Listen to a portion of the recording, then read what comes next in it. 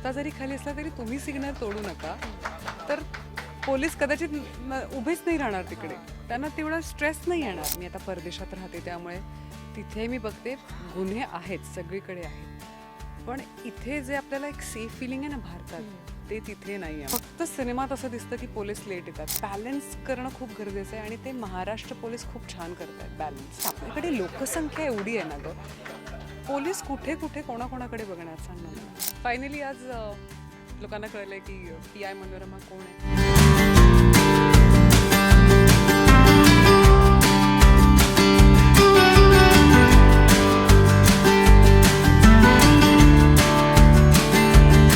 नमस्कार, मी मानसी सावंत आणि अभिजात मराठी फिल्मीमध्ये तुम्हा सर्वांचं मनापासून स्वागत.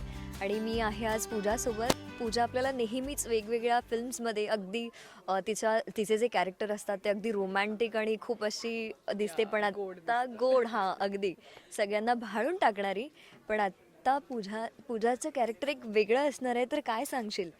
आता आपण सालबर्डी या चित्रपटाबद्दल बोलतोय, पण त्या टीझरमध्येच अजून तो खुलासा झालेला नव्हता की नक्की ही भूमिका कोण सादर करतंय.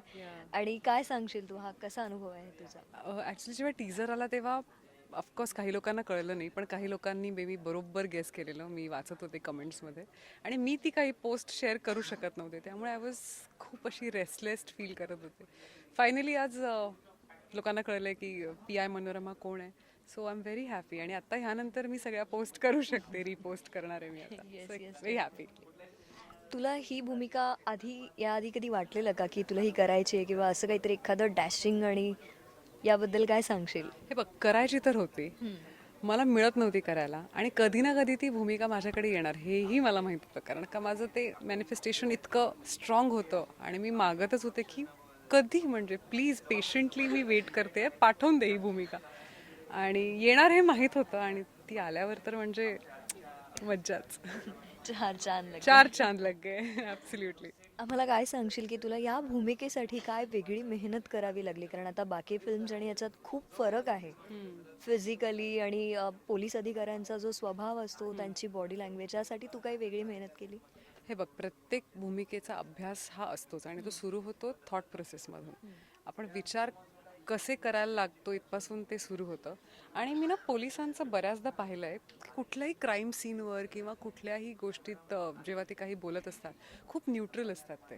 खूप चेहऱ्यावर काही एक्सप्रेशन नसतात, आणि मीडियाशी बोलताना पण तेवढ्यापुरतंच इन्फॉर्मेशन द्यायची, हे सगळं असतं. So I think thought process मी तशी सुरू केली की नॉट व्हेरी लवी डवी, म्हणजे खूपच असं फ्रेंडली नाही आणि खूपच रूड नाही, असं असं काहीतरी. सो या अभ्यास पण मी भरपूर स्टोरीज वाचल्या, आणि बरेचसे माझे काही जे ओळखीचे आहेत नातेवाईक, त्यांच्याशी मी बोलले, आणि एक प्रोटोकॉल जाणून घेतला की कसं असतं, काय असतं, गन कुठे असायला पाहिजे, हातात कॅप कधी घालायची कधी नाही, या सगळ्या गोष्टी. सो अभ्यास होता. तू महाविद्यालयात असताना कधी NCC मध्ये वगैरे होतेस का, किंवा ऐकलंय? नाही नाही ना, तेच मी नेहमीच कल्चरल गोष्टींमध्ये जास्त होते, डान्समध्ये, नाटकांमध्ये, त्यामुळे हे मला कधीच नाही अनुभवता आलं जे मला सालबर्डीत करता आलं. पण इच्छा होती काहीतरी असं स्ट्रॉंग कॅरेक्टर करायचं. बट या, बट डेफिनेटली तुला उत्तम अनुभव मिळाला असेल. Yes, absolutely.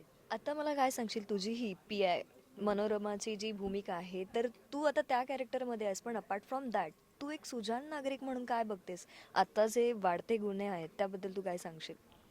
गुन्हे सगळीकडे आहेत अगं, आणि मी आता परदेशात राहते त्यामुळे तिथे मी बघते गुन्हे आहेत, सगळीकडे आहेत, पण इथे जे आपल्याला एक सेफ फिलिंग आहे ना भारतात, ते तिथे नाही आहे. म्हणजे तिकडे कदाचित रिव्हॉल्वरचा तुम्हाला परवानगी असतेच ना, परवाना मिळतोच, प्रत्येकाकडे मे बी रिव्हॉल्वर असेल, आपल्याकडे तसं नाही आहे. आणि गॉड फॉरबिड कुठे काही क्राईम झाला, फक्त सिनेमात असं दिसतं की पोलीस लेट येतात, पण खरं नाही आहे असं. पोलिसांची नेहमी गस्त सतत चालू असते, रात्रीची दिवसाची सतत लक्ष असतं. सो असं नाही आहे की गुन्हे घडतात आहे आणि पोलिसांचं लक्ष नाही आहे. इतके गुन्हे घडतात ना, आणि इतकं कुठे कुठे प्रत्येकाने बघायचं, पोलिसांनी सुद्धा, त्यांच्या पण ड्युटीज असतात, भरपूर काही प्रॉब्लेम्स असतील त्यांचे सुद्धा. सो मला वाटतं हे बॅलन्स करणं खूप गरजेचं आहे, आणि ते महाराष्ट्र पोलीस खूप छान करत आहेत बॅलन्स. त्यामुळे मला असं वाटतं की नो कंप्लेंट्स फ्रॉम देम. ते त्यांचं काम खूपच मस्त करत आहेत. मी खूप जवळून बघितलं आहे सगळं. आता तू म्हणालीस ते बॅलन्स करणं किती अवघड आहे, पण एक सुजाण नागरिक म्हणून आपण काय करू शकतो किंवा एखादी गोष्ट तू सांगशील का की आम्ही प्रत्येकाने ती करायला हवी जेणेकरून पोलिसांना सुद्धा आपलं सहकार्य मिळेल? ॲब्सोल्युटली. पहिलं तर नियम नाही मोडायचे. हे माझ्यापासूनच मी सुरू केलं की नियम कुठलेच नाही मोडायचे. वाहतुकीचे असो, कुठल्या रांगेचे असो किंवा कसलेही असो, जेणेकरून पोलिसांवर त्रास होईल. आपण म्हणतो की अरे चुकून सिग्नल मिस झाला माझ्याकडून. नाही का? रस्ता जरी खाली असला तरी तुम्ही सिग्नल तोडू नका. तर पोलीस कदाचित उभेच नाही राहणार तिकडे. त्यांना तेवढा स्ट्रेस नाही येणार. आणि आपल्याकडे लोकसंख्या एवढी आहे ना गं, पोलीस कुठे कुठे कोणाकोणाकडे बघणार सांग ना मला. सो आपल्या सुजाण नागरिकांचं हे रिस्पॉन्सिबिलिटी आहे की आपण नियम पाळले पाहिजेत सगळे. नक्कीच. आता जागतिक महिला दिन आहे आणि महिला स्त्री प्रत्येक क्षेत्रामध्ये आपली कामगिरी अगदी चोख करते आणि प्रत्येक क्षेत्रामध्ये ती आहे, पण तरी सुद्धा तुला एक स्त्री म्हणून असं वाटतं का की कुठेतरी काहीतरी कमी पडतंय किंवा त्यात बदल व्हायला हवा? नाही, मला असं नाही वाटत. आत्ता तरी खूप चांगलं चित्र आहे. फक्त आता कॉम्पिटिशन इतकं वाढल्यामुळे म्हणजे स्त्रियांच्या बाबतीत मला असं वाटतं की कुठेतरी अजूनही त्यांना घरचं काम करून कामावर जावं लागतं. मी बरेच असे सुद्धा कपल्स पाहिलेत किंवा फॅमिलीज पाहिल्या आहेत जिकडे स्त्री कामाला जाते आणि घरचा पुरुष किंवा घरातली दुसरी व्यक्ती घरचं काम करते, जेवण करते. सो तो पण बॅलन्स मला आता दिसू लागलाय. सो असं नाही आहे की फारच डिफिकल्ट आहे बायकांसाठी. सो या बॅलन्स असणं खूप गरजेचं आहे प्रत्येक गोष्टीत. Yes, definitely. एखादा काही संदेश देशील का महिलांसाठी? मी काय एखादा एवढी- मेसेज? एवढी मोठी नाहीये जी मी नाही तरी संदेश आणि मेसेज.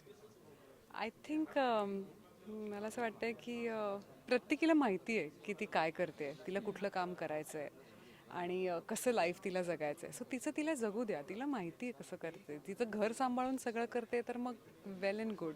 तिचं एकटी स्वतंत्र राहते तेही उत्तमच आहे तिच्यासाठी. सो स्ट्रेस नका देऊ त्यांना. That's it. Okay, thank you so much आणि खूप खूप शुभेच्छा तुझ्या चित्रपटासाठी.